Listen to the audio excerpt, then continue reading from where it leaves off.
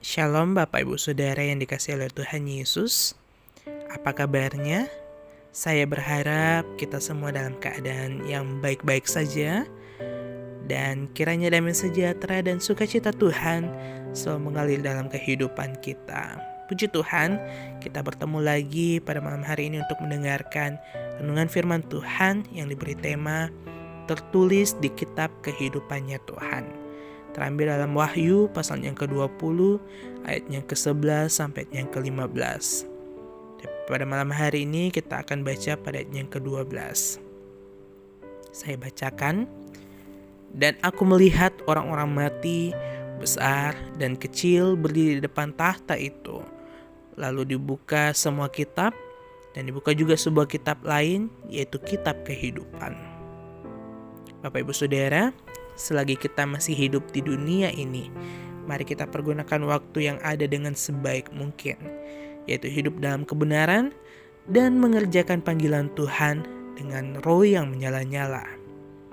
Keselamatan yang sudah kita terima dari Tuhan harus kita kerjakan dengan takut dan gentar, serta berjuang sedemikian rupa mengejar perkenanan Tuhan sampai akhir hidup kita. Tidak ada kata sia-sia kita hidup dalam kebenaran, karena segala sesuatu yang kita perbuat untuk Tuhan dan juga untuk sesama manusia, semuanya ada di bawah pengawasan Tuhan. Mata Tuhan memperhatikan, dan kesemuanya tercatat secara rinci di dalam sebuah buku yang disebut Kitab Kehidupan.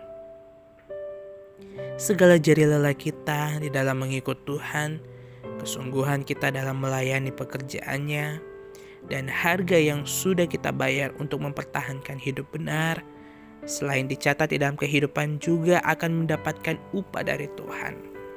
Ada tertulis dalam Wahyu pasal yang ketiga dan yang kelima, barang siapa menang, ia akan dikenakan pakaian putih yang demikian. Aku tidak akan menghapus namanya dari kitab kehidupan, melainkan aku akan mengaku namanya di hadapan Bapakku dan di hadapan para malaikatnya. Jadi, yang tercatat di kitab kehidupannya Tuhan adalah orang-orang yang menang. Pemilik kitab kehidupan adalah Yesus sendiri.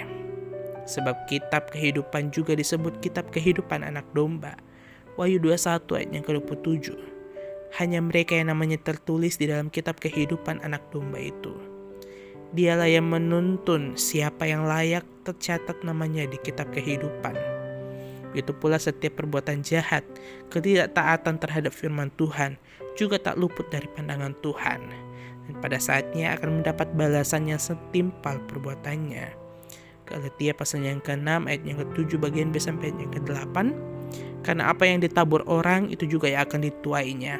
Sebab barang siapa menabur dalam dagingnya, ia akan menuai kebinasan dari dagingnya.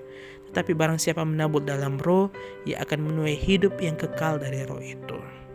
Sebagai kesimpulannya, bersungguh-sungguhlah dalam Tuhan, supaya nama kita tercatat di kitab kehidupan. Puji Tuhan, renungan firman Tuhan pada malam hari ini sampai di sini, kiranya memberkati kita semua. Haleluya. Amin.